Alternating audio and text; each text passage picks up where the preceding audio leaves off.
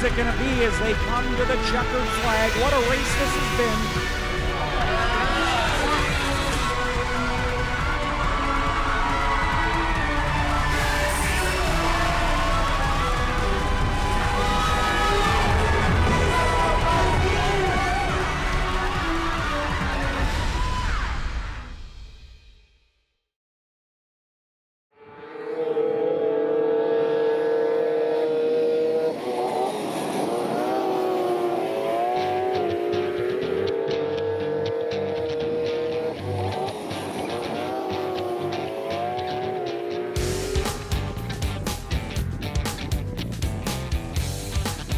Hi, I'm DJ Saluk. I'm an ice oval racer from Beausejour, Manitoba. As an ice oval racer, DJ rides a snowmobile at high speeds around a track similar to race tracks for cars. But it's not as simple as it sounds. These custom sleds can hit speeds of nearly 100 miles per hour. Get out on the ice with sleds that are specifically designed to ice race. They're not by any means your typical trail sled anymore. They got carbides on them and a bunch of picks underneath the track that really gives you traction down to the ice. The sport of ice oval racing is not the same as riding a snow machine through the bush. Being on the trail system is a lot different than racing entirely, being that, you know, these machines are designed only to turn left, whereas your trail machine is designed to turn both left and right. And the speeds you can hit on these are completely crazy compared to the trail machines. Basically, if you don't respect the power of the machine isn't going to respect you, and you may have a tumble. Growing up around the track, watching his father race is what drew DJ to the sport. My dad originally got me into it when I was 16 years old, and since then I came into it for 5 years. Took a 4-year break and then got back into it after 5 years. I just wanted to get back out there on the sleds. I love the adrenaline and all the competitors around us, and the sport it's just really fun being out there on the ice.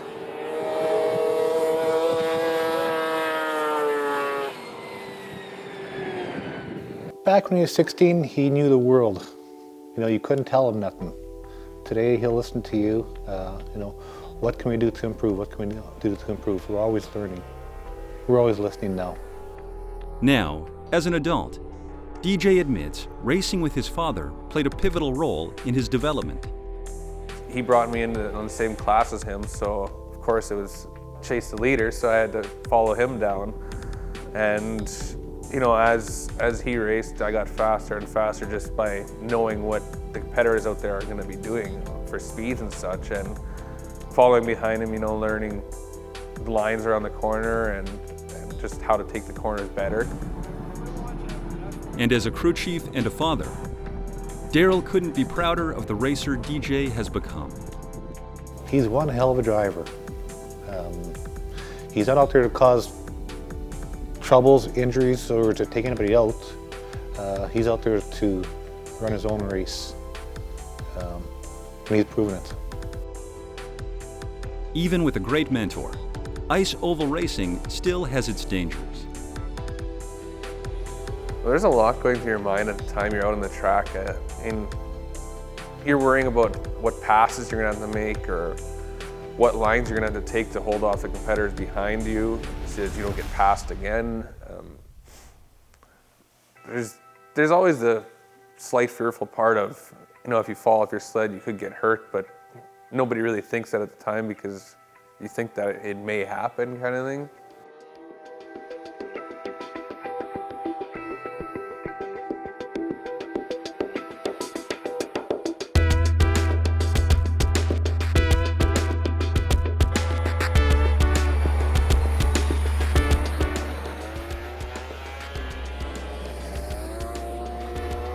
Well, the front ends on these sleds you can set up very aggressively, and if you're not cautious enough, just turning alone with the front end can set you off and you can roll your snowmobile.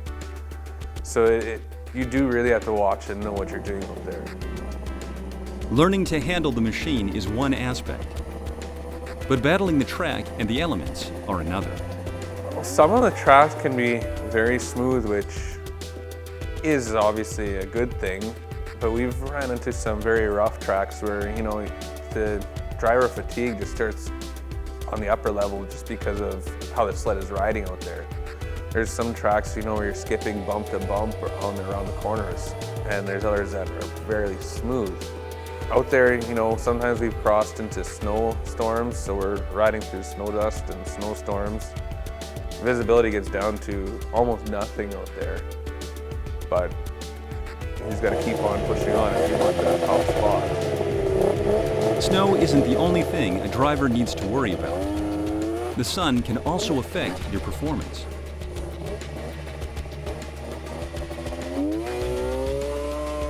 And then there's warmer days too where we'll be running in, you know, wetter temperatures. And we'll be getting water all over our suits and that. Like one time in Beausejour in March, I came off the track absolutely soaked because there was that many puddles we were driving through.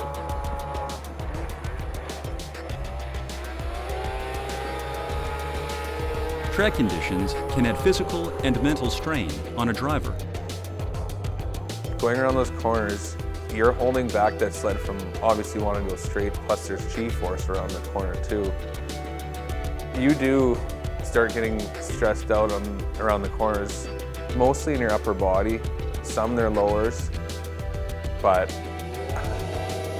you gotta keep pushing it if you want to stay on top. Racers can go into a corner at speeds between 60 and 70 miles per hour.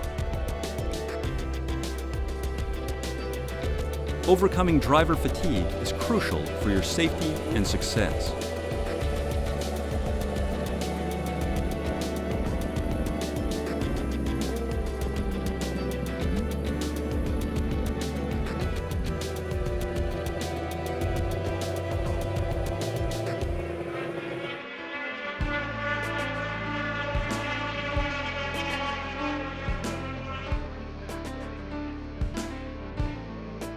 There is one more vital thing that a racer must learn.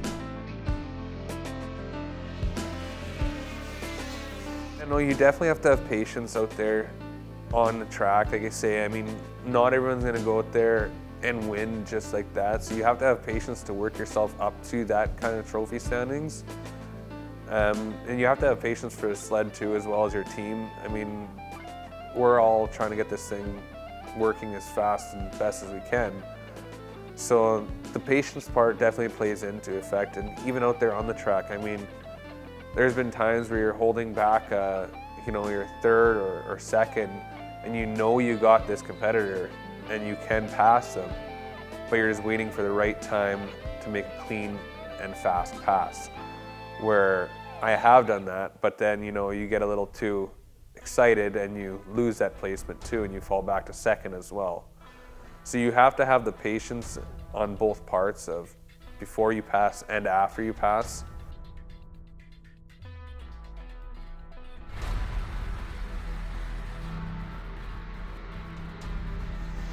Even with all those challenges, DJ must be doing something right. So far, I'm very happy with the career. I mean, there's been a lot of highlights along the way. I mean, I've run Sportsman 600 for a number of years now and been in the top 3 mostly all the way. And this past year, I've started becoming higher up in the top 3. It's usually first or second. I mean, I have had some thirds and some fourths, so you always get a bad race. And one achievement that sticks out in his memory is a victory at the Canadian Power Toboggan Championships in his hometown of Beausejour, Manitoba. Oh, one of the highlights of my career was when we actually built our Triumph sled. It's a 2,000 player 600. We went out there that year and there was a Sportsman Triple Crown race. And out in that race, I wanted nothing more than to win that first race in the series. And we definitely had to work for it. It was a new build and we were studying a lot on these sleds, and went out there and, you know, the first heat race I was a third, the second heat race I was a second, and then in the final I pulled off of first place. I started from the back of the pack, but I worked my way all the way to the front. And in that race, I was hit by another driver. It was accidental, obviously, but both of us managed to hold on first and second place, and I was able to drive all the way to victory lanes. Making sure your machine is in the best condition to race will make a difference to where you end up finishing. DJ works alongside his dad and another member of his crew, Eric Wall. As a crew member, Eric has a big job. Doing a lot of the work on the sleds, tuning when we come back in from a race, deciding what we need to do and making those changes, as well as getting everything ready at the starting line, getting the sled warmed up and fueled up and ready to go. Even though DJ and Eric have been friends since the 3rd grade and love to have fun, Eric takes his job very seriously. Yeah, I have to. I mean, it's the safety of him out there on the sled kind of relies on us in the crew, and we're all putting in a lot of time and effort into it. So we want to be putting our 100% into the sleds to get the best result we can out of it. Best results come from communication, not only between driver and machine, but also between driver and pit crew. Yeah, if we find a vibration on the machine, we'll try to pinpoint where it is while we're out there, as well as, concentrating on driving.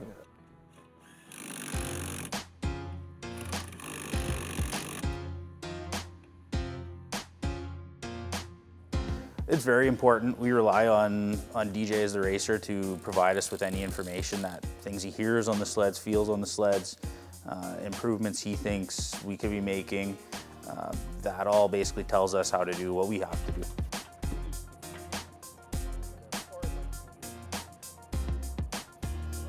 Trusting your team is important. And Eric is proud to see his opinions and hard work respected by DJ on the track. He's a good racer. He races hard, makes good decisions, races very, very safe and clean, which makes our life easier, a little bit less fixing to do. Daryl plays a duo role, parent and a member of the race team. With the amount of danger in his son's high-speed sport, he needed to find a balance between father and crew chief. That's where you have to put your mind at ease. Years ago, I was always on the fence, always nervous, but now I know where his driving skills are. I know he's confident. I'm confident he'll come back across the line in a safe order. Eric says there are moments where he gets caught in the middle, between DJ and his dad sometimes. But at the end of the day, it's all about getting the best results and enjoying what you do. And you have to get along to do this. With the traveling, you got to get along with people you're traveling with and staying with and working with. And it can be very rushed, high tension when things are not going well on the track, and you have a very tight timeline to get things corrected. And basically getting along with everyone within the team is very important. Eric is great to have in a trailer. He's like the mediator. There's some stuff father and son will not talk to each other, but I can talk to Eric, and Eric will mediate, and so he's great to have in a trailer. And he actually settles Sonny down at times. So if it wasn't for my dad and Eric, I would not be out there. I definitely have to give him a huge thanks. Even though things can get intense from time to time, DJ is forever grateful for all his team does for him.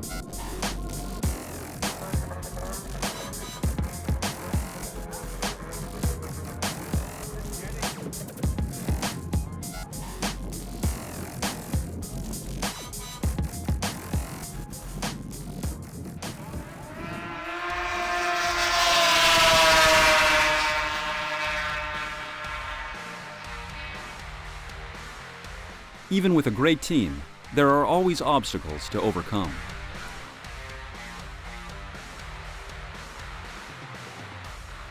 One of the things we got into issues with was making the sled turn before, and I mean, when you can't turn, you're just going to lose out a whole ton of track position, and I mean, it's not so good either for just your driving, the safeties of others, if you can't control the sled on the track, right?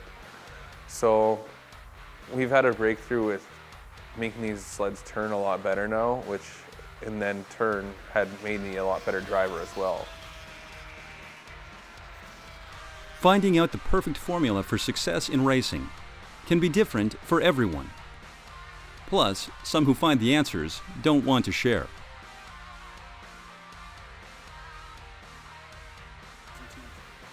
There's definitely a lot of secrets teams like to keep to themselves, like such as setup of the sled and such, just because, well, nobody wants to give all their homework away, right?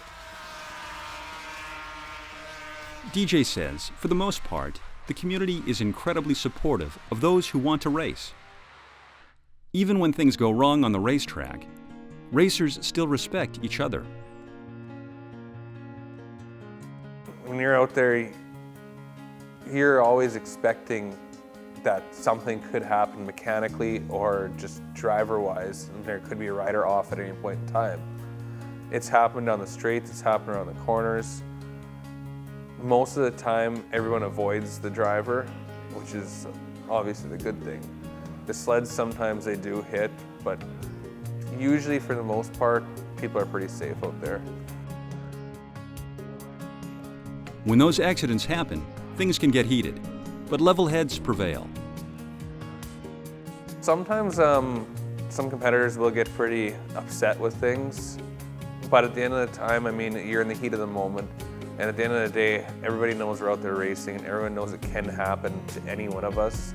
And you know, sometimes there's some words exchanged, but at the end of the day, we all go back to each other and we all apologize, and everything's cool from there on.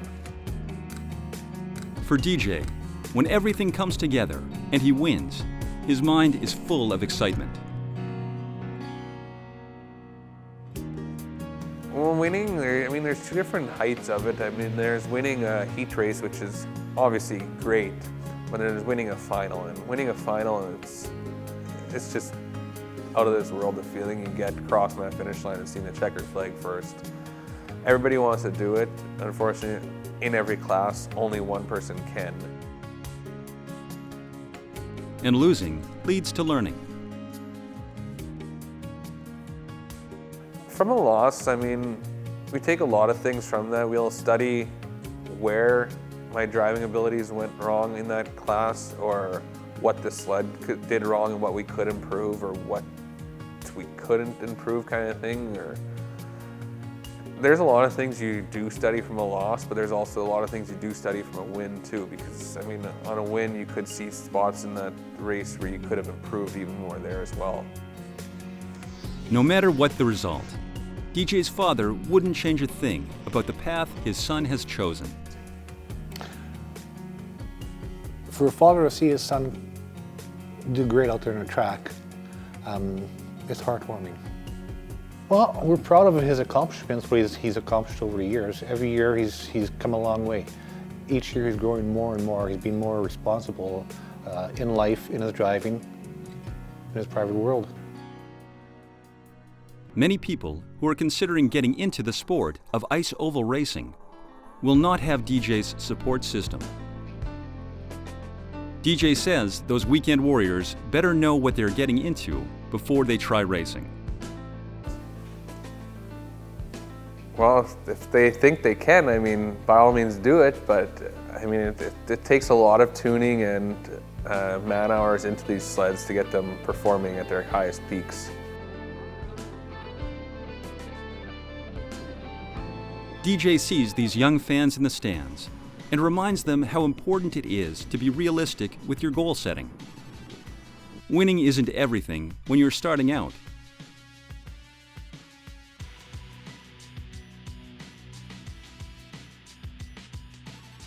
A new racer coming in, I would, tell them to solely sit out there and get better on their driving. I mean, you're not going to get out there and be first place. So if you go out there and just expect to do your best and you're getting better with every lap, you're already improving.